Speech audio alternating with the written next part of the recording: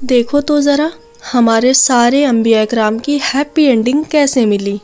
ہمارے حضور صلی اللہ علیہ وسلم اپنے محبوب مکہ میں واپس آئے، مکہ فتح کر کے، اور اسماعیل رضی اللہ تعالیٰ عنہ ذبح ہونے سے بچ گئے۔ زکریا رضی اللہ تعالیٰ عنہ کو بیٹا ملا، عیسیٰ زندہ اٹھائے گئے، اور ابراہیم علیہ السلام کو بیٹا ملا اور ان کے خاندان کی حفاظت ہوئی۔ مریم رضی اللہ تعالیٰ عنہ سے الزام ہٹ گیا اور ان کو عزت ملی، اور موسیٰ علیہ السلام اپنے خاندان میں واپس آ ملے اور واپس بادشاہی کا اسٹیٹس ملا۔